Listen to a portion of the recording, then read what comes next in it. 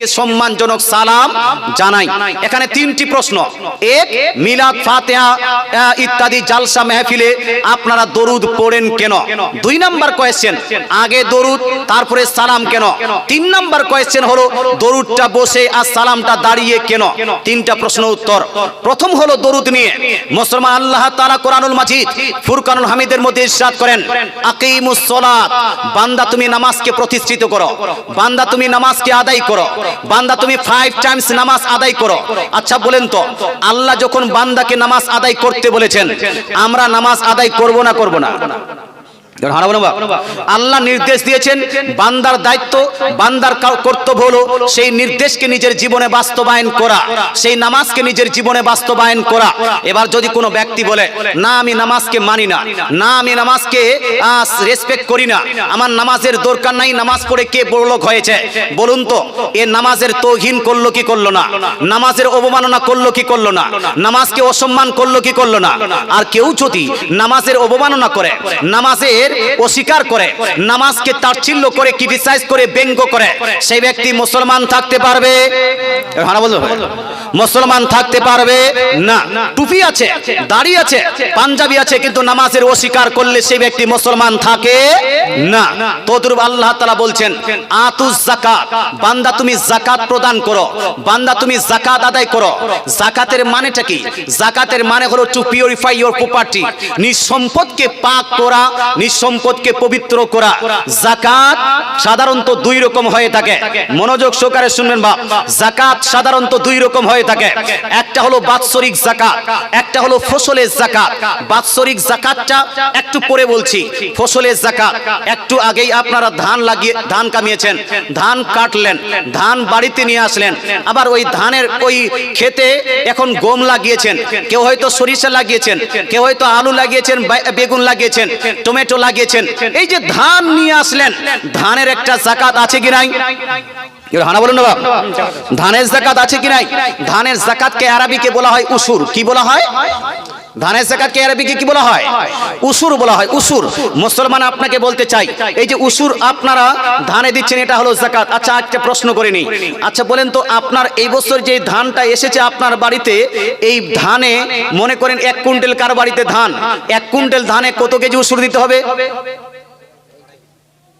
কত? 2.5 কিলো? কত জি?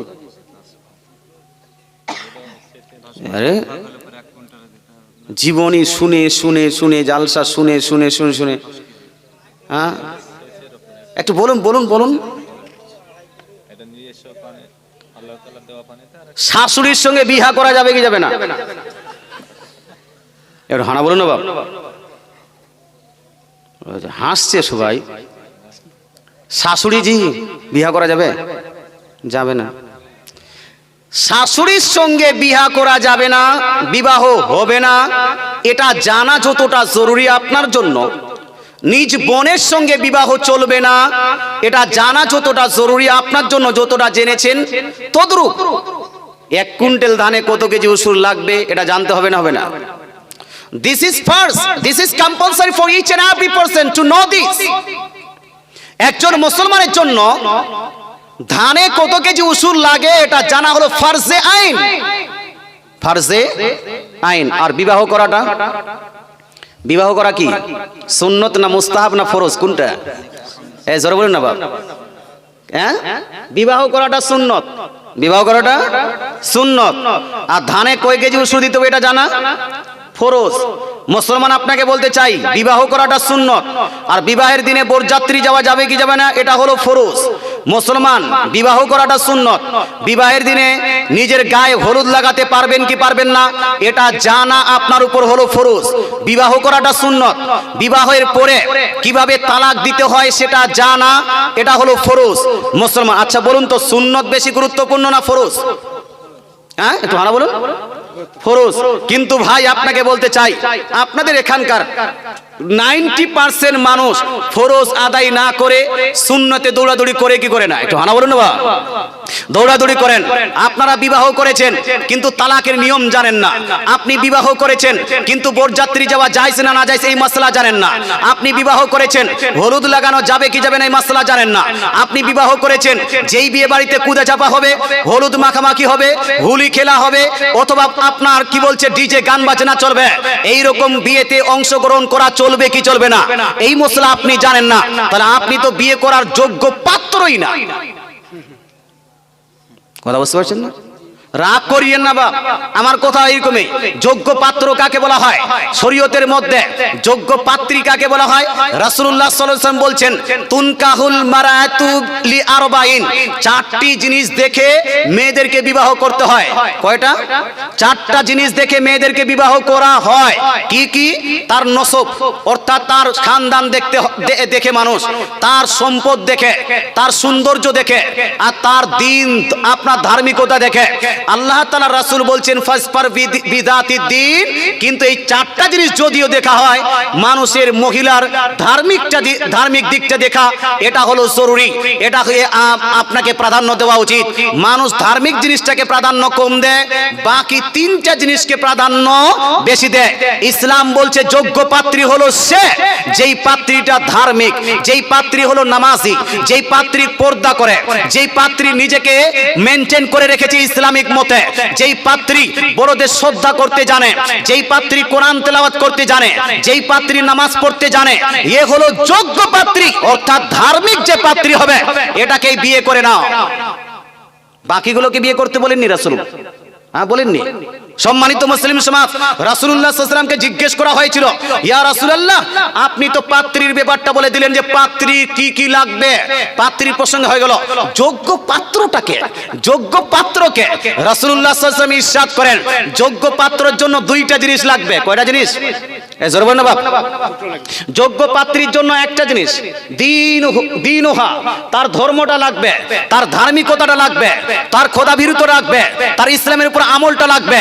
কিন্তু রাসূলুল্লাহ সাল্লাল্লাহু আলাইহি ওয়াসাল্লামকে যখন জিজ্ঞেস করা হয় যোগ্য পাত্রকে, রাসূলুল্লাহ সাল্লাল্লাহু আলাইহি ওয়াসাল্লাম ইরশাদ করেন দীনুহু ওয়া খুলুকুহু, একজন যোগ্য পাত্রের মধ্যে দুইটা জিনিস লাগবে, একটা ধর্মের উপর আমল, দুইটা দ্বিতীয় নাম্বার হলো তার চরিত্র ভালো হওয়া। জোরে বলে সুবহানাল্লাহ। কয়টা জি? দুইটা জিনিস, একটা ধর্মের উপর আমল আর একটা হলো চরিত্র যেন ভালো হয়। আচ্ছা বলেন তো মদ পান করলে চরিত্র ভালো হয় না খারাপ? জোরে বলতে হবে, জোরে বলতে হবে। মদ পান করলে চরিত্র ভালো হয় না খারাপ? এটা হানা বলতে হবে। চরিত্র ভালো না খারাপ? ভালো বলছেন? চরিত্র ভালো না খারাপ? মদ পান করলে চরিত্র ভালো হয় না, লটারি কাটলে চরিত্র ভালো হয় না, জুয়া খেললে চরিত্র ভালো হয় না, বিয়ের আগে নিজের গার্লফ্রেন্ডের সঙ্গে Christmas day, Valentine's day, kiss day, rose day, hug day, friendship day পালন করলে তার চরিত্র ভালো হয় না।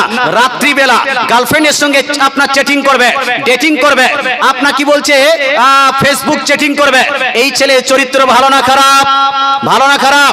যারা বিয়ের আগে সুদ খায় এর চরিত্র খারাপ, যারা বিয়ের আগে নামাজ পড়ে না তার চরিত্র খারাপ, যারা বিয়ের আগে ওই দাড়ি কেটে মাস্তানি করে বেড়ায় এরা হলো চরিত্র খারাপ। রাসূলুল্লাহ বলছেন বিয়ের যদি যোগ্য পাত্র দেখতে হয় তাহলে সর্বপ্রথম তার চরিত্র দেখো। জোরে বলে সুবহানাল্লাহ। কি দেখতে হবে? চরিত্র দেখতে হবে। দুই নাম্বার দীনুহু মানে কি? ধর্মের উপর আমল করে কি করে না, তার মধ্যে ইসলামিক জ্ঞান আছে কি নাই, বিবাহ সংক্রান্ত জ্ঞান আছে কি নাই, ইসলামিক সংক্রান্ত জ্ঞান আছে কি নাই, সে নামাজি হয় কি হয় না, তার কাছে দাড়ি আছে কি নাই, সে মাদ্রাসায় পড়াশোনা করেছে কি করেনি, কোরআন শরীফ পড়তে জানে কি জানে না, ইসলামের উপর আমল করে কি করে না, এই জিনিসটা দেখতে হবে। দুইটা জিনিস যদি থাকে তাহলে সে হলো ধার্মিক, সে হলো যোগ্য পাত্র, নচেত এই পাত্রটা যোগ্য নয়। আচ্ছা বলুন তো ভাই, রাসূলুল্লাহ সাল্লাল্লাহু আলাইহি ওয়াসাল্লামের হাদিস মোতাবেক এখানকার যোগ্য পাত্র হাত তুলেন তো। একটাও নাই, একটাও নাই। রাগ করিয়েন না বাবা। বিবাহ করার আগে পাত্র যোগ্য লাগবে, পাত্রীও যোগ্য লাগবে, কিন্তু মুসলমান আমরা এটা তো ধ্যান দিই না। বিবাহ করাটা হলো সুন্নত, আর ওই যে উসুর এক কুইন্টাল ধানে কত কেজি উসুর লাগে এটা কি জানা কি ফরজ? মুসলমান ফরজটা আগে করা উচিত ছিল, ফরজটা আগে জানা উচিত ছিল।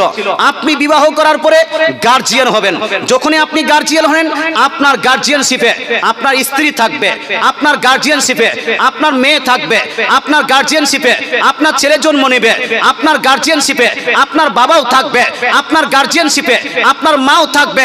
যখন আপনি গার্জিয়ান হয়ে গেলেন ইনকাম আপনি করবেন, আপনার চাষাবাদ আপনি করবেন, ফসলাবাদ আপনি করবেন, আর আপনার আপনি যেটা ইনকাম করে খাওয়াবেন সেই খাওয়াটা আপনার স্ত্রী খাবে, আপনার মেয়ে খাবে, আপনার বেটা খাবে, আপনার মাকে খাওয়াবেন, আপনার বাবাকে খাওয়াবেন। মুসলমান বলুন তো এই যে গার্জিয়ান হলেন, গার্জিয়ানকে ঠিক হওয়া লাগবে না লাগবে না? এ বলুন না বলুন না। হালাল যদি ইনকাম না করে, হারাম ইনকাম করে, হারাম ইনকামটা সবাইকে খাওয়ালে নেকি হবে না গুনাহ? কি হবে কি হবে বা বলুন না? নেকি না গুনাহ? ছোট গুনাহ না বড় গুনাহ? সাগীরা না কবিরা গুনাহ? কবিরা গুনাহ। গার্জিয়ান হওয়াটা সহজ, কিন্তু গার্জিয়ান হওয়ার পরে নিজ দায়িত্ব সঠিকভাবে পালন করা এটা হলো খুব বড় ব্যাপার। বা মুসলমান আপনাকে বলতে চাই, যখন আপনি গার্জিয়ান হয়েছেন, ফসল আবাদ করেছেন, এবার আপনি যদি ফসলের যাকাত না দেন, রাসূলুল্লাহ সাল্লাল্লাহু আলাইহি ওয়াসাল্লামের উপর যেই কোরআন নাযিল হয়েছে সেই কোরআন বলছে যাকাতের অর্থ হলো পাক করা। যাকাত দিলেন না, সম্পদটা পাক না না পাক? এই পাক না না পাক? যদি সম্পদ না পাক হয়, ওই সম্পদ নাপাক সম্পদ আপনি আপনার মাকে খাওয়াচ্ছেন, গুনাহ আপনার হচ্ছে। নাপাক সম্পদ আপনি আপনার বাবাকে খাওয়াচ্ছেন, গুনাহ আপনার হচ্ছে। এই জন্য মুসলমান আপনার ফসল আবাদ করার আগে প্রত্যেকটা চাষি ব্যক্তিকে, প্রত্যেকটা ফসল আবাদ করনেওয়ালা ব্যক্তিকে ফসলের যাকাত কতটা দিতে হয় এটা জানা হলো জরুরি জরুরি জরুরি। এবার আপনাকে বলতে চাই মুসলমান কত কেজি দিতে হবে? কেউ বলছে 2.5 কেজি, তো কেউ বলছে 5 কেজি। তার মানে 2.5 কেজিও ফেল, 5 কেজিও ফেল, দুইজনই আপনার ফেল। 0 নাম্বার পেয়েছেন আপনি, নাম্বার একটাও পাননি। আপনাকে এক্সামিনেশনে গোল্লা দেওয়া হবে, রসগোল্লা, এই যে গোল গোল রসগোল্লা দেওয়া হবে, খান বেশি করে আর জাহান্নামে যান। এবার আসুন ইসলামের দৃষ্টিকোণ থেকে সঠিক মাসলাটা কি? ইসলামের দৃষ্টিকোণ থেকে সঠিক মাসলা হলো এই, আল্লাহ তাআলা রাসূল সাল্লাল্লাহু তাআলা আলাইহি ওয়াসাল্লাম ইরশাদ করেন, মা সাকাতুহুস সামা ফাফিহিল উশুর। হে আমার উম্মত উম্মতিরা শুনে নাও, আকাশের বৃষ্টিতে বর্ষিত হয় যে ফসল আবাদগুলো তোমরা করেছো, আকাশের বৃষ্টি, আকাশের পানিতে যে ফসল আবাদ করেছো, এই ফসলে তোমাকে দিতে হবে 10 ভাগের 1 ভাগ। কত ভাগের 1 ভাগ? 10 ভাগের 1 ভাগ উসুর আদায় করতে হবে। উসুর মানেটাই হলো 10 ভাগের 1 ভাগ। উসুর মানে কি? 10 ভাগের 1 ভাগ। যদি 10 ভাগের 1 ভাগ হয়, বলুন তো ভাই 1 কুইন্টাল ধানে কত কেজি ধান দিতে হবে? একটু হানা বলুন। 10 কেজি। 1 কুইন্টাল যদি সরিষা হয় কত কেজি সরিষা দিতে হবে? 10 কিলো। 1 কুইন্টাল যদি আলু হয় কত কেজি আলু দিতে হবে? 10 কিলো।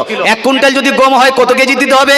এবার আপনার বাড়িতে 50 কুইন্টাল ধান হয়েছে, দেওয়া উচিত ছিল কয় কুইন্টাল? 5 কুইন্টাল দেওয়া উচিত ছিল। কিন্তু মুসলমান আমাদের গ্রামের 99% মানুষ, নো 99.9% মানুষ একটাও সঠিকভাবে উসুর আদায় করে না। মুসলমান উসুর আদায় না করার কারণে, সম্পদকে পাক না করার কারণে ওই সম্পদগুলো খেয়ে খেয়ে খেয়ে খেয়ে আপনার কলিজাটা আপনার কালো কুটকুটিয়া হয়ে গেছে, আপনার হার্ট কালো হয়ে গেছে, আপনার হার্ট ব্ল্যাক হয়ে গেছে। এই জন্য যখন আলেমরা বলে নামাজ পড়ো, নামাজের কথা আপনার ব্রেনে ঢুকছে না। যখন বলছে রোজা রাখো, তখন আপনার হাঁটুতে ব্যথা হয়ে যায়। যখন বলছে বিয়ে করার আগে মশলা জানো, তখন মশলা জানতে চান না। যখন আপনাকে বলা হয় যেইভাবে আমাদের দেশে বরযাত্রী যায়, এইরকম বরযাত্রী যাওয়া এটা হলো নিষিদ্ধ, না জায়েজ, গুনাহের কাজ, এই বরযাত্রী বন্ধ করতে হবে, তখন আপনি বলবেন না মৌলভী সাহেব একটু বাড়াবাড়ি করছে। কথা বোঝা গেল? কারণ আমাদের হার্টগুলো কালো, আমাদের হার্টগুলো ব্ল্যাক হয়ে গেছে, ব্ল্যাক। এখন হোয়াইট করতে গিয়ে আপনাকে কি করতে হবে? আলা বিযিকরিল্লাহি তাতমাইন্নুল কুলুব। যদি তোমার হার্টকে হোয়াইট করতে হয়, তোমার হার্টকে ক্লিয়ার করতে হয়, হার্ট ক্লিয়ার করার জন্য আল্লাহর বেশি বেশি করে জিকির করতে হবে, আল্লাহর বেশি বেশি করে আল্লাহ তাআলার কাছে তওবা ইস্তেগফার করতে হবে। যা ভুল হয়েছে সেখান থেকে তওবা করে সঠিকটার উপর আমল করতে হবে। ধানে উসুর কত দিতে হবে ভাই? 1 কুইন্টালে কত কেজি? জোর বল না, কত কেজি? আগামীতে আমরা কত কেজি দিব? 5 কেজি, 2.5 কেজি না 10 কেজি? 10 কেজি। যারা যারা বলছেন 10 কেজি দিব, একটু হাত তুলে বলুন তো ইয়া রাসূলুল্লাহ। হাতটাই উঠাচ্ছে না, বলছেন হুজুর দিব না। যারা যারা দিবেন আগামীতে 10 কেজি করে, একটু হাত তুলে বলুন না ইয়া রাসূলুল্লাহ। মুসলমান হুজুর 10 কেজি 50 কুইন্টাল ধান হয়েছে, শুনেন আমি বলছি পুরোটা ক্লিয়ার করবো ইনশাআল্লাহ তাআলা। 50 কুইন্টাল ধান হয়েছে, 50 কুইন্টাল, হ্যাঁ ইনশাআল্লাহ প্রশ্ন করবেন, ঠিক আছে, প্রশ্নগুলো ইনশাআল্লাহ উত্তর হবে, কিন্তু মশলা জানতে হবে বাপ, এগুলা মশলা জানা খুব জরুরি আছে। ভাইজানের প্রশ্ন হলো যে বিনা পানি অর্থাৎ আকাশের পানিতে যদি না হয়, যদি সেচের মাধ্যমে হয় অথবা নিজের আপনার টাকা দিয়ে ফিসেলের মাধ্যমে মার্শালের মাধ্যমে যদি আমরা সেচাই করে যদি ফসল আবাদ করি কত দিতে হবে ইনশাআল্লাহ ওটা আমি আলোচনা করছি, ডিসকাস করব, ইনশাআল্লাহ ক্লিয়ার করে দেব। কিন্তু আমি আপনাকে বলি যেই ধানটা এখন হয়েছে সেই ধানের প্রসঙ্গে আলোচনা চলছিল। মুসলমান আপনাকে বলতে চাই, অনেকগুলো মানুষ বলছে হুজুর 50 কুইন্টাল ধান হয়েছে, 100 কুইন্টাল ধান হয়েছে, তার মধ্যে 50 কুইন্টালের মধ্যে 5 কুইন্টাল ধান দিয়ে দিতে হবে, 100 কুইন্টালের মধ্যে 10 কুইন্টাল দিয়ে দিতে হবে। হুজুর জান দিয়ে দেব কিন্তু ধান দিতে পারবো? জান দিব কিন্তু ধান দিব না। এত কষ্ট করে মেহনত করে ধান আবাদ করলাম, এতগুলো ট্রাক্টরে টাকা দিয়েছি, ফসল আবাদ করার জন্য ওই সার শুক্লাতে যেন টাকা দিয়েছি, কি করে এত ধান দিয়ে দিতে পারি? মুসলমান আপনাকে বলতে চাই, আচ্ছা বলেন তো, মনে করে নেন 5 বিঘা জমিতে 50 কুইন্টাল ধান হয়েছে, বলুন তো এই 5 বিঘা জমিতে আগামী বছর আল্লাহ যদি চান তাহলে এই 5 বিঘা জমিতে 30 কুইন্টালও ধান হতে পারে কি পারে না? হ্যাঁ বলেন না, পারে কি পারে না? তো 30 কুইন্টাল যদি ধান হয় ট্রাক্টরওয়ালার সঙ্গে মারামারি করতে যাবেন যে আমার 20 কুইন্টাল গেল কোথায়? সার শুক্রওয়ালার সঙ্গে মারামারি করতে যাবেন যে কোন সার দিলি, গত বছর হলো 50 কুইন্টাল, এই বছর 20 কুইন্টাল কমলো কেন, তোমাকে দিতে হবে? মারামারি করতে যাবেন বাপ? না, মারামারি করতে যাবেন না। যে ধান লাগিয়েছে তাকেও কিছু বলতে পারবেন না, যেই সারটা দিয়েছেন সেই সারওয়ালাকে কিছু বলতে পারবেন না, ট্রাক্টরওয়ালাকে কিছু বলতে পারবেন না, আপনাকে মেনে নিতে হবে 20 কুইন্টাল কম। আচ্ছা আগামী বছর সেই 5 বিঘা জমিতে 70 কুইন্টাল ধান হতে পারে কি পারে না? এই পারে কি পারে না? পারে। কেন পারে? কারণ এই ধান দেলেওয়ালাকে আল্লাহ দে। আল্লাহ তারা যদি চান 5 বিঘা জমিতে 50 কুইন্টাল ধান দিতে পারে কি পারে না? আল্লাহ যদি চান 5 বিঘা জমিতে 70 কুইন্টাল ধান দিতে পারে কি পারেন না? পারেন। আল্লাহ যদি চান ওই 5 বিঘা জমিতে 30 কুইন্টাল ধান দিতে পারেন কি পারেন না? যে আল্লাহ তাআলা আপনার 5 বিঘা জমিতে 70 কুইন্টাল, 50 কুইন্টাল, 30 কুইন্টাল ধান দেয়, ধানটা পুরোপুরি নির্ভর করে আল্লাহর উপর। সে আল্লাহ তাআলা বলছেন আতুজ যাকাত, বান্দা তুমি যাকাতটা সঠিকভাবে আদায় করো। আল্লাহর এই কথার উপর আমল করা উচিত কিনা? এই উচিত কিনা? এই জন্য ভাই এইদিকে সেই দিকে ভাবনা চিন্তা করার কোনোই দরকার নাই। যা ফসল আবাদ করেছেন 10 ভাগের 1 ভাগ আল্লাহর রাস্তায় দিয়ে দিবেন।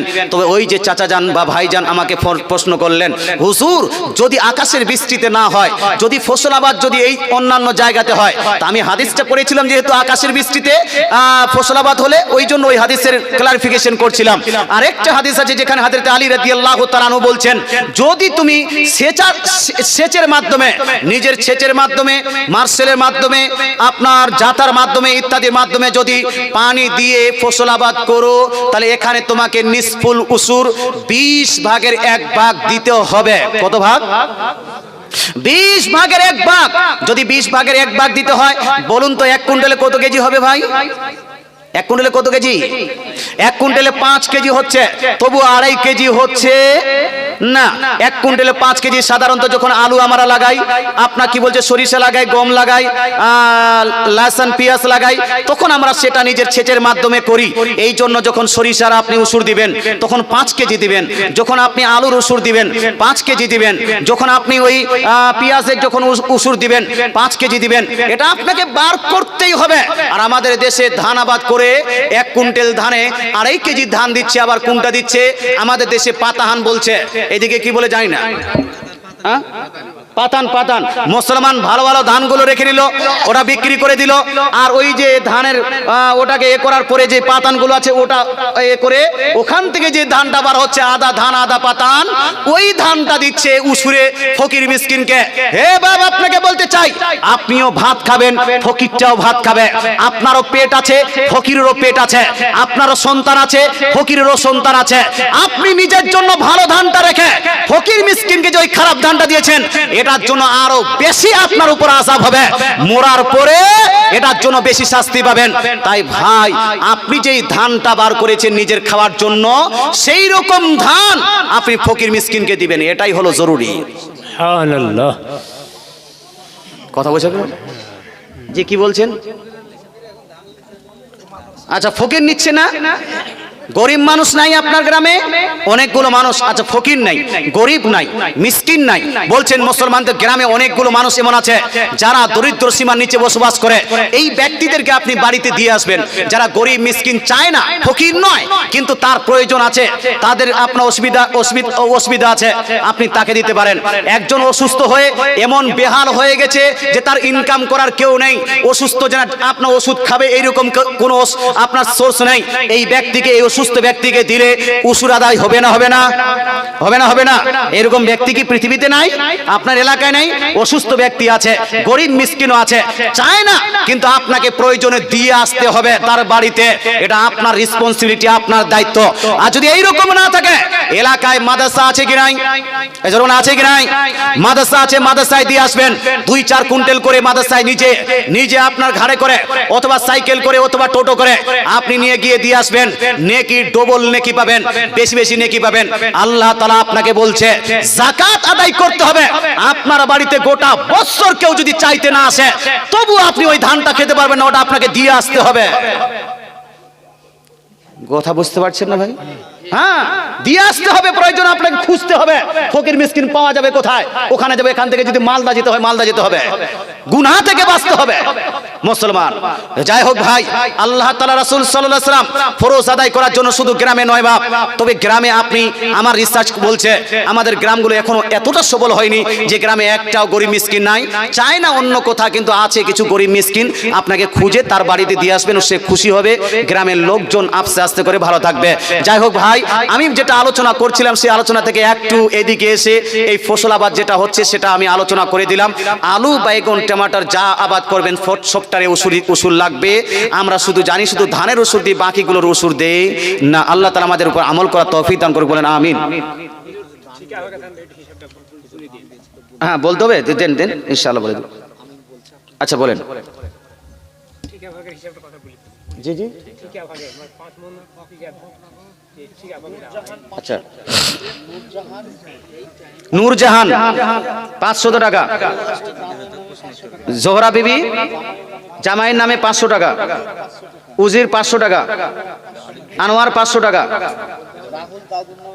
রাহুল দাদুর নামে 500 টাকা, কে? জাহিদ 10 বস্তা সিমেন্ট, আমিন 500 টাকা। মুসলমান, জি বলুন।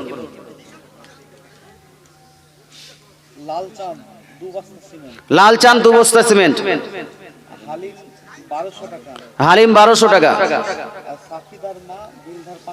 সাফিদার মা দিলদার 500 টাকা, দিলদার হিরুর মা 500 টাকা। মাশাআল্লাহ, সুবহানাল্লাহ। অনেক দান দিয়েছেন, আরো দিবেন, আস্তে আস্তে করে দিতে থাকবেন। মাশাআল্লাহ, সুবহানাল্লাহ। নামটা লিখাতে থাকেন, ইনশাআল্লাহ নামগুলো উল্লেখ হয়ে যাবে, দোয়াটা হয়ে যাবে ইনশাআল্লাহ তাআলা। আমরা দোয়ার পক্ষে না বিপক্ষে? এই জন্য দোয়ার পক্ষে না বিপক্ষে? বর্তমান অনেকগুলো মানুষ হঠাৎ করে চেঞ্জ হয়ে যাচ্ছে বাপ। ফরজ নামাজের পরে দোয়া করতে চায় না, ফরজ নামাজে এই বুকের উপর হাত বাঁধা শুরু করে দিয়েছে, নাভির নিচে থেকে বুকের উপর টেনে চলে যায়। ভাই, আমি আপনাকে বলতে চাই, 2 দিন আগে মোনাজারা দেখে নিয়েছেন আপনারা। 2 দিন আগে, বেশি দিন হলো না, 2 দিন আগে মুসলমানের একটা হাদিস চেয়েছিলাম আমরা, একটা হাদিস। পৃথিবীর যতগুলো হাদিস আছে, একটা যদি হাদিস দেখাতে পারে যে বুকের উপর কোন হাদিস সহিহ মারফু হাদিস আছে, একটা হাদিস দেখালে আমরা বুকের উপর হাত বাঁধতে শুরু করে দিব। একটা দেখাতে পারেনি। আর রিসেন্ট 2 দিন আগে মোনাজারা, মুসলমান ভাইরাল মোনাজারা, আপনারা হয়তো দেখেননি। মুফতি জাহাঙ্গীর আলম রেজভী সাহেব, মুফতি আপনার আবু বকর মিসবাহি সাহেব খুব কুদাকুদি করে মোবাইলে আর এদিকে সেদিকে, কিন্তু দেখাতে পারবে না। নাভির নিচে হাত বাঁধাটা এটা সহিহ মারফু এবং শুদ্ধ হাদিস দ্বারা প্রমাণিত। নাভির নিচে হাত বাঁধাটা এটা সুন্নত দ্বারা প্রমাণিত। নবীর সুন্নত, সাহাবীর সুন্নত, তাবেঈর সুন্নত, তাবেঈর সুন্নত হলো নাভির নিচে হাত বাঁধা। সুতরাং নাভির নিচে হাত বাঁধা থেকে ফট করে বুকের উপরে যাবেন না। আর কেউ দোয়ার বিরোধিতা করবেন দোয়ার বিরোধিতা করবেন না। মানুষ মারা গেছে, দোয়া করবেন। কবরস্থানে গিয়ে দোয়া করবেন। ফরজ নামাজের পরে দোয়া করবেন। মাটি দেওয়ার পরে দোয়া করবেন। জানাজার পরে দোয়া করবেন। জালসার পরে দোয়া করবেন। মিলাদের পরে দোয়া করবেন। এক একটা করে দলিল দিব ইনশাআল্লাহ তাআলা। যারা যারা শুনতে চান হাত তুলে বলুন তো ইয়া রাসূলুল্লাহ। মাশাআল্লাহ সুবহানাল্লাহ, একবার দরুদ শরীফ পড়ুন। আল্লাহুম্মা সাল্লি আলা সাইয়্যিদিনা মাওলানা মুহাম্মদ ওয়া আলা আলি সাইয়্যিদিনা মাওলানা মুহাম্মদ সাল্লাল্লাহু তাআলা আলাইহি ওয়া আলিহি ওয়াসাল্লাম। আমার আলোচনাটা একটু আসেন, আলোচনা করব ভাই কিছুক্ষণ করি। মুসলমান যাই হোক, আমার আলোচনা চলছিল এই আল্লাহ তাআলা নামাজ কোরআন শরীফের মধ্যে ইরশাদ করেন আতুজ যাকাত, বান্দা তুমি যাকাত দাও। যেহেতু আল্লাহ আমাদের সৃষ্টিকর্তা বলেছেন, এই জন্য একজন বান্দা হিসেবে আমাদের দায়িত্ব এবং কর্তব্য হলো সঠিকভাবে যাকাত আদায় করা। আচ্ছা, যাকাতের প্রসঙ্গে যখন আলোচনা চলছিল, বাৎসরিক যাকাতটাও একটু বলে দিই, না হলে হয়তো কেউ, অনেকগুলো এখানে শিক্ষিত মানুষ আছেন, মাস্টার সাহেব আছেন, ডাক্তার সাহেব আছেন, যারা ফসল আবাদ করে না, তারা হয়তো ওই বাৎসরিক যাকাতটার নেশাব পৌঁছে গেছে। এই জন্য বলছি, বাৎসরিক যাকাতটা হলো এই, যারা চাকরি করেন, যারা বিজনেস করেন, যারা আপনার নকরি করছেন, আপনার অ্যাডভোকেট আছেন, এদেরকে একটু ধ্যান দিয়ে শুনতে বলছি। বাৎসরিক যাকাতটা হলো এই, গোটা বছর আপনি পরিবার চালিয়েছেন, গোটা বছর খাওয়ান করেছেন, খাওয়ান করার পরে, পরিবার চালানোর পরে অবশিষ্ট যেই টাকাটা, সম্পদটা আপনার বেঁচে গেছে, অবশিষ্ট যেই টাকাটা আপনার বেঁচে গেছে, এই টাকাটা আপনার দেখতে হবে কত টাকা বাঁচলো, কতটা সম্পদ বাঁচলো। আপনার সেভিংস, আপনার এলআইসি, আপনার ওই কি বলছে অ্যাকাউন্টে যেটা আছে, বাড়িতে যেটা আছে, আপনার বাড়িতে যে সোনাগুলো আছে, মায়ের ওই স্ত্রীর কানের সোনা, স্ত্রীর গলার সোনা, স্ত্রীর হাতের সোনা, স্ত্রীর হাতের আপনার রূপা, এই কানের রূপা, গলার রূপা, রূপাগুলো যতগুলো আছে বাড়িতে সব রূপা এক জায়গায় করলেন, সোনাগুলো এক জায়গায় করলেন। বাড়িতে ওই ব্যাংক বলে, ব্যাংকে যে টাকাগুলো সেটা ভেঙে ওটাও টাকাটা একত্রিত করলেন। বাড়িতে যদি কোনো বিজনেস চলে, ওই বিজনেসের সম্পদগুলো একত্রিত করলেন, হিসাব করলেন। তারপরে সেভিংস কত আছে, সেভিংসটা আপনি একত্রিত করলেন। এলআইসির টাকা কত আছে, সেটা আপনি একত্রিত করলেন।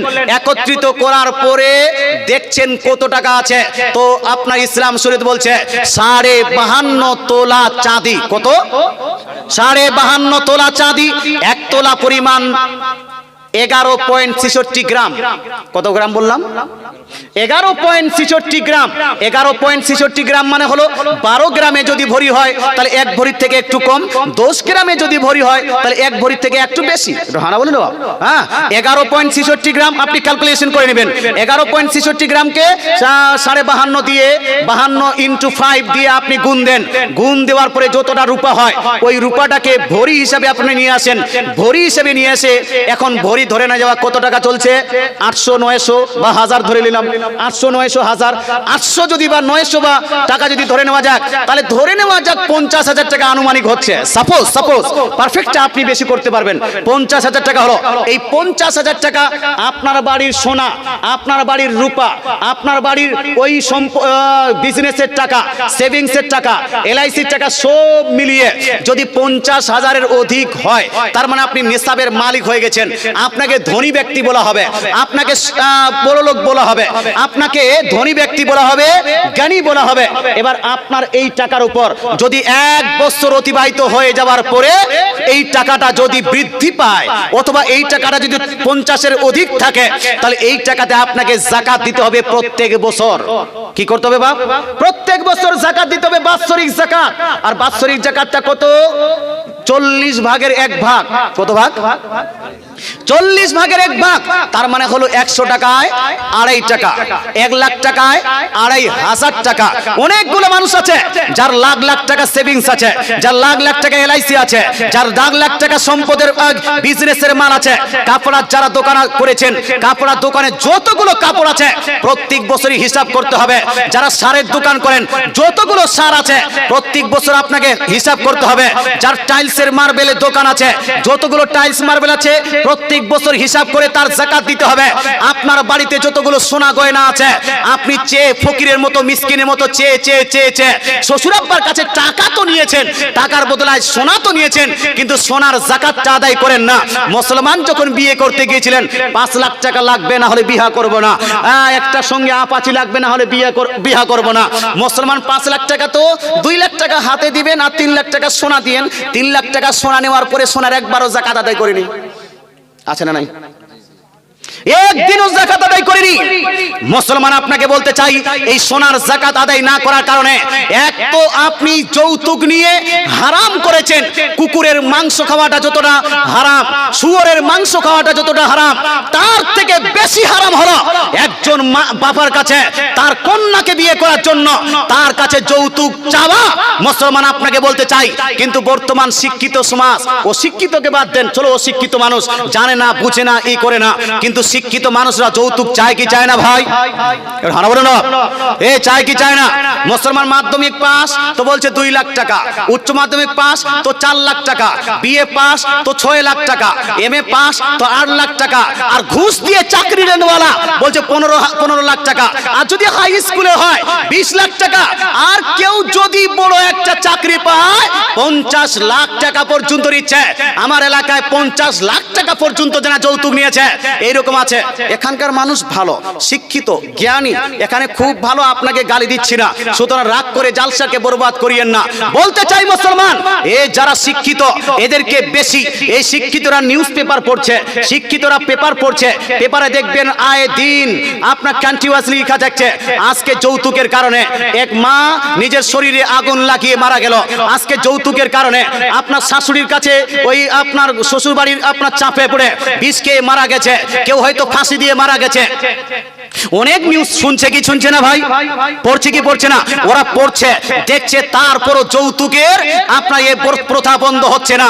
মুসলমান আপনাকে বলতে চাই, আমেরিকাতে, লন্ডনে, ইংল্যান্ডে, ব্রিটেনে কোন মহিলা যদি যৌতুকের কারণে শাস্তি পায়, আর ওই শাস্তির কারণে যদি আত্মহত্যা করে মারা যায়, ও মারা গেছে, আপনি যৌতুক নিয়েছেন, আপনার স্ত্রী মারা যায়নি, ও আত্মহত্যা করে আমেরিকাতে যতটা গুনেগার হবে, গোবরার মানুষ যদি যৌতুক নিয়ে থাকে, গোবরার মানুষটা ওই আত্মহত্যার কারণে যেটা ওর গুনাহ হয়েছে, সেম গুনাহটা আপনারও হবে। কথা তো বোঝাতে পারেন। কোথায় মারা গেছে? আমেরিকায় মারা গেছে। আত্মহত্যা করলে, সুইসাইড করলে যেটা গুনাহ হবে তার সেম গুনাহটা গোবরার মানুষ। আপনি যৌতুক নিয়েছেন, আপনার স্ত্রী মারা যায়নি, কিন্তু তাও আপনাকে ওর গুনাহটা নিতে হবে। রাসূলুল্লাহ সাল্লাল্লাহু আলাইহি ওয়াসাল্লাম বলেছেন, ইসলাম বলছে কোন একজন নিরীহ মানুষকে হত্যা করা গোটা পৃথিবীর মানুষকে হত্যা করার সমতুল্য। যৌতুক আপনি এখানে নিয়েছেন মানে যৌতুককে সাপোর্ট করলেন। কথা বোঝা গেল? এবার যৌতুকের কারণে গোটা পৃথিবীতে যত নির্যাতন, যত অত্যাচার, যত আপনার আত্মহত্যা, সব গুনাহ আপনাকে নিতে হবে। মরার পরে যাবেন কোথায়? তারপরে হাজি হয়ে গেলেন, নো মাফ। তারপরে মৌলবি হয়ে গেলেন, মুফতি হয়ে গেলেন। আরে মুফতির একটা নয়, 10টা মুফতির সার্টিফিকেট আনার পরেও ওই মুফতি যদি যৌতুক নিয়ে আপনার বিবাহ করে, ওই মুফতির বক্তৃতা শোনা হলো হারাম। এইরকম মুফতির পিছনে নামাজ পড়া হলো হারাম। এইরকম এইরকম ব্যক্তিকে ইমাম বানানো হলো হারাম। এইরকম ব্যক্তিকে মেম্বারে জিতানো, এটাও হলো ভোট দেওয়া হলো হারাম। কথা বোঝা গেল? হ্যাঁ জি, মাসলা এতটুকু পর্যন্ত থাকে যায় না। সুতরাং যৌতুক চাওয়া চলবে? চলবে, চলবে। হয়তো আপনারা রাগ করছেন, বা মুসলমান আপনার অ্যাকশন অনেক দূর চলে যাচ্ছে, আপনার রিঅ্যাকশনটা অনেক দূর হচ্ছে। সুতরাং ভাই, বিয়ে তো করবেন অবশ্যই। আচ্ছা বলুন তো ভাই, এই রুমালটা আমি কিনেছি, এদিকে এদিকে এদিকে, এই রুমালটা আমি কিনেছি না? রুমালটা কার? আমার না? রুমালটা আমার, রুমালটা হলো আমার। মুসলমান, এই রুমালটা যখন আমি দোকানে যাব কিনতে, রুমালটা তো আমি নিব, আমার এখন রুমাল, কিন্তু আমি তো এমনিতে পাইনি, আমি রুমালটাকে বানাইনি, আমি রুমালটাকে তৈরি করিনি, দোকান থেকে নিয়ে আসলাম। এবার দোকানদারকে যদি আমি গিয়ে বলি, ভাই এই দোকানদার, এই রুমালটা আমার, আমি নিব, আমি ব্যবহার করব, এটা আমার জন্যই তৈরি করা হয়েছে, সুতরাং রুমালটা আমাকে দাও আর 50টা টাকা দাও। একটু হানা বলুন না ভাই, তো দিবে? আগে বলবে তোমার কি মাথা টাথা খারাপ হয়েছে নাকি? মাথা খারাপ হয়েছে না, আমার জিনিস, আমি ব্যবহার করবো, এই জন্য 100 টাকা আর দাও। প্রথমে আগে পাগল বলবে, তারপর ধাক্কা দিয়ে বার করবে, ধাক্কা দিয়েও না বলে তো জুতা পিটা করবে। হ্যাঁ জি, রাগ করছেন হয়তো, যেন কথাটা শুনতে খারাপ লাগে। যেই মেয়েটাকে আপনি নিয়ে এসেছেন, যেই স্ত্রীটা আপনি নিজে বাড়িতে রেখেছেন, সেই স্ত্রীটা কার? মন্টুর বাপের না আপনার? জন্টু পাবেন না আপনার জি, ওটা তো আপনার। কিন্তু এই স্ত্রীটা তো এমনিতে হয়নি। মুসলমান, এই স্ত্রীকে আপনি জন্ম দেননি, এই স্ত্রীকে আপনি লালন পালন করেননি, এই স্ত্রীর পিছনে আপনি খাটনি করেননি, এই স্ত্রীর পিছনে আপনি মাথার ঘাম পায়ে ফেলে তাকে বড় করেননি, এই স্ত্রীকে আপনি এডুকেটেড করেননি, এই স্ত্রীকে আপনি স্কুল কলেজ ইউনিভার্সিটিতে পাঠাননি। পাঠিয়েছে কে? আপনার শ্বশুর আব্বা, আপনার শাশুড়ি, আপনার শালা, আপনার সম্বন্ধী, আপনার হয়তো ওই দাদু শাশুড়, দাদি শাশুড়, আপনার দাদা শ্বশুর। মুসলমান, এরা মেহনত করে, অনেক খিদমত করে, এই বাচ্চাটার পিছনে অনেক মেহনত করার পরে লাখ লাখ টাকা, আপনার কোটি লাখ লাখ টাকা খরচা করে, হাজার হাজার টাকা খরচা করে, মাথার ঘাম পায়ে ফেলে তাকে লালন পালন করে আপনার মতো করে, আপনার যোগ্য করে, আপনার ইউজেবল করে, আপনার বাড়িতে থাকার মতো করে, আপনার জন্য রান্না করে দিবে এইরকম আপনার উপযুক্ত করে, আপনার বাড়িতে থাকবে এরকম উপযুক্ত করে আপনাকে দিল। সেই সম্পদটা আপনার, এই স্ত্রীটা আপনার। এর যতটা দাম আছে বাপ, পৃথিবীতে হিমালয় পাহাড় আছে, পৃথিবীতে আকাশ আছে, চন্দ্র আছে, সূর্য আছে। কিন্তু ভাই আপনাকে বলতে চাই, যখন একটা মহিলার সঙ্গে কম্পারিজন করবেন, বলুন তো সূর্যের বেশি দাম না মহিলার বেশি দাম? কোনটা? একটু আর জোরে বলেন, কার দাম বেশি? একজন নারীর দাম বেশি না সূর্যের দাম বেশি? একজন চন্দ্রের দাম বেশি, একটা চন্দ্রের দাম বেশি না একটা নারীর দাম বেশি? হিমালয় পাহাড়ে যতটা দাম নেই তার থেকে কোটি গুণ দাম বেশি আপনার স্ত্রীর। জোরে বলেন সুবহানাল্লাহ। রুমালটা তো দূরের কথা, মুসলমান আপনাকে বলতে চাই, আল্লাহ তাআলা রাসূল ইরশাদ করেন, আদ-দুনিয়া কুল্লুহা মাতা ওয়া খায়রু মাতা'id দুনিয়াল মারআতুস সালিহা। রাসূলুল্লাহ সাল্লাল্লাহু আলাইহি ওয়াসাল্লাম বলছেন, হে আমার উম্মত উম্মতিরা শুনে নাও, গোটা পৃথিবীকে আল্লাহ তাআলা তোমার জন্য সম্পদ বানিয়ে দিয়েছেন, কিন্তু শুনো, এই গোটা পৃথিবীর সম্পদ সমূহের মধ্যে সবথেকে দামি সম্পদ হলো তোমার স্ত্রী। জোরে বলে সুবহানাল্লাহ। তাহলে সূর্যের থেকে বেশি দাম আপনার স্ত্রীর, চন্দ্রের থেকে বেশি দাম আপনার স্ত্রীর, হিমালয় পাহাড় থেকে বেশি দাম আপনার স্ত্রীর, নাইট্রোজেন অক্সিজেন থেকে বেশি দাম আপনার স্ত্রীর, আকাশ ও বাতাস থেকে বেশি দাম আপনার স্ত্রীর। মুসলমান, সেই দামি সম্পদকে যখন আপনার বাড়ি থেকে, আপনার শ্বশুর আব্বার বাড়ি থেকে আনতে যাবেন, তখন যদি শ্বশুর আব্বাকে বলেন, শ্বশুর আব্বা বেটিকেও দেন আর 5 লাখ টাকাও দেন, এই ব্যক্তি জুতা খাওয়ার মতো যোগ্য কিনা?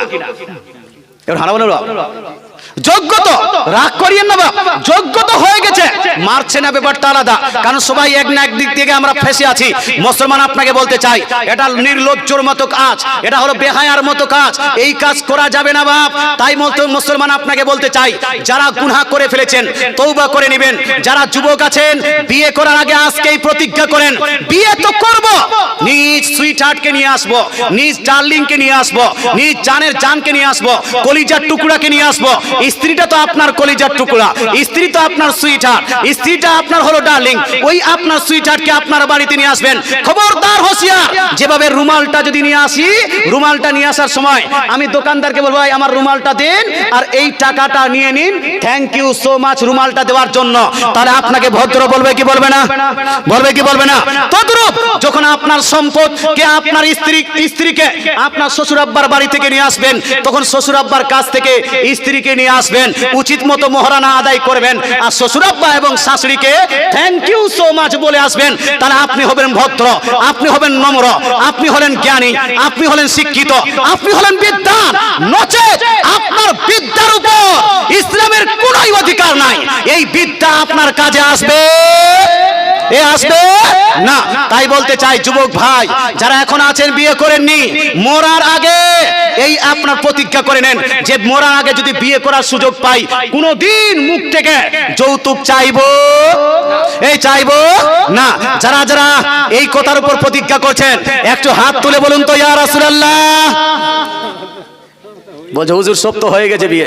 আরে যারা যারা হাত তুলেছে তারা কমসে কম, যারা হাত তুলেননি, যারা বলছেন হুজুর আমরা বিয়ে তো করে নিয়েছে, কি করব? মুসলমান আপনাকে বলতে চাই, আচ্ছা এদিকেও একটু ধ্যান দেন, ধ্যান দেন। মুসলমান যারা বিয়ে করে নিয়েছেন, আচ্ছা ছেলের বিয়ে দিবেন কি দিবেন না? ভুল সংশোধন করার সময় আছে কি নাই? নাতির বিয়ে দিবেন কি দিবেন না? পোতার বিয়ে দিবেন কি দিবেন না? তখন যদি আপনারা চান এর উপর আমল করতে পারবেন কি পারবেন না? তো যারা যারা আগামীতে আমল করবেন একটু হাত তুলে বলুন না, ইয়া রাসূলুল্লাহ। মাশাআল্লাহ। বলছে হুজুর আমরা যারা বিয়ে করে নিয়েছি, যৌতুক চেয়ে নিয়েছে, তার কি হবে? কি হবে? হ্যাঁ,